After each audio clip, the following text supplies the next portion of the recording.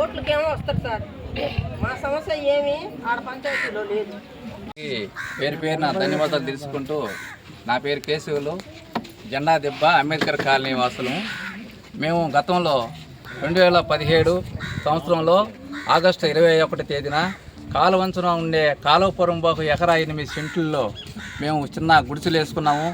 ఆ గుడిసెల్లో అన్ని క్యాస్టులు, ఎస్సీలు, మాదిగలు, మాలలు, యానాదులు, ముస్లిములు, కంసాలోళ్ళు, పల్లె వాళ్ళు అందరం కలుసుకొని, ఎరుకుల వాళ్ళు అందరం కలుసుకొని 52 కుటుంబాలు అప్పటి నుంచి 2017 నుంచి ఇప్పటి వరకు కూడా ఉన్నాము.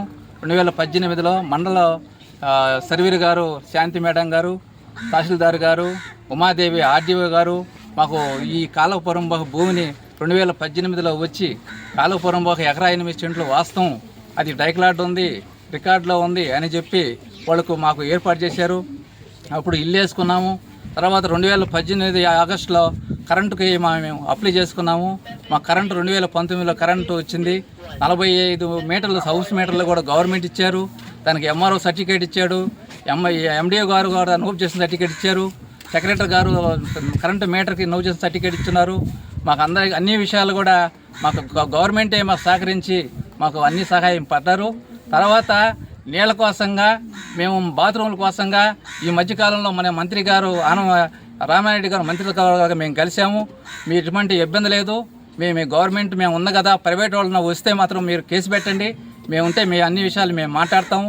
మీకు బాత్రూములు వేసుకోండి, పంచాయతీ కుళాయిలు వేసుకోండి, మీకు ఎటువంటి ఇబ్బంది లేదని చెప్పి మాకు హామీ ఇచ్చారు. గవర్నమెంట్ ఏఈ గారు, డిఈ గారు అందరూ వచ్చారు, సహకరించినారు. తీరా పంచాయతీ వచ్చేవాళ్ళు మాకు నీళ్ళు ఇచ్చే సమయంలో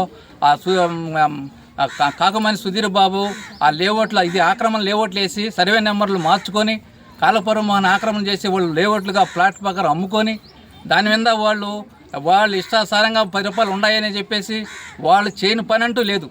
వాళ్ళు తీసుకురావాలంటే రౌడీజం లేదు, వాళ్ళు చేయాల్సిన మాటలంటూ అడగనే లేవు. కాబట్టి ఎంత వర్షాలు వచ్చినా కూడా, మోకట నీళ్ళలో ఉన్నా కూడా, బియ్యం ఇచ్చినా, ఏదైనా చింతపండు మిరకాయ ఇచ్చినా కూడా మేము కోట్లు వేసి ఉన్నాం. అది వాళ్ళకి ఈబాకనని చెప్పేసి వాళ్ళకుండే దౌర్జన్యాన్ని మా పేదవాళ్ళ మీద చూపిస్తున్నారు. కాబట్టి మీరు అందరూ సహకరించి అధికారులు కూడా మా వంతు మా పేదరికాన్ని గమనించి మాకు మంచి చేస్తారని, మాకు ఇల్లు ఇచ్చి, మాకు ఇళ్ల స్థలాల్లో పట్టాలు ఇచ్చి ఇల్లు కట్టిస్తారని మీకు పదే నేను కోరుకుంటున్నాను.